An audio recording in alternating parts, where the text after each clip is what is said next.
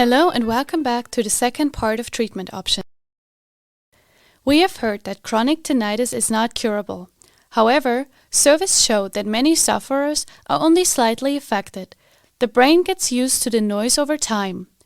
The brain could be overstrained or overloaded, preventing you from getting used to the noise.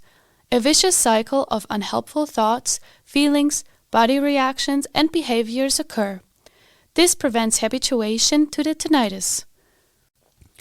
Therefore, information about tinnitus is crucial. Affected people should learn how tinnitus develops, how it progresses, and what treatment options are available. A better understanding leads to better coping, as patients understand that they aren't defenseless against tinnitus. It reduces anxiety and motivates people to do something about tinnitus. This includes, for example, self-help books, apps, or even videos like this one on TV. However, be sure to look for reputable sources. There are also support groups where people affected by tinnitus can network, share information, and plan helpful activities together. The exchange in such an environment is usually experienced as very helpful. As a group therapist, I have seen how this sense of community is helpful many times. If simple information is not enough, even deeper knowledge and help with the implementation of information in daily life is necessary. Tinnitus coaching is necessary for these exercises.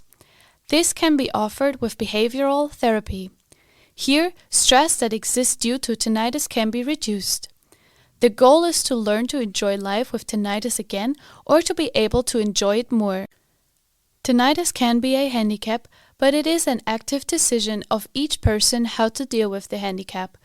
Even with a handicap, it is possible to live a good life. Fortunately, more and more tinnitus coaching resources have been developed recently, many via app.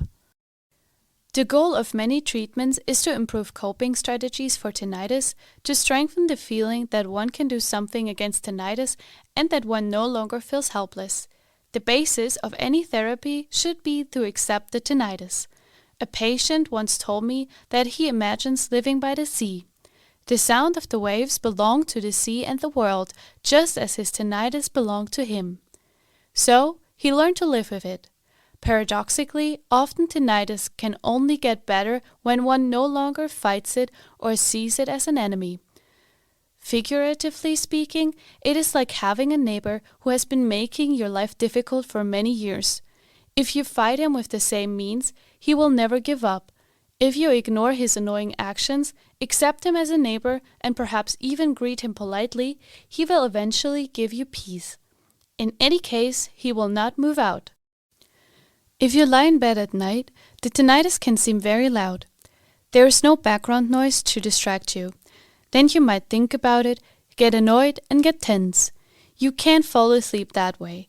It is like you are constantly trying to hold a ball underwater and get rid of it that way. It takes effort and you are constantly doing it, but you will not win. Let the ball go and float on top.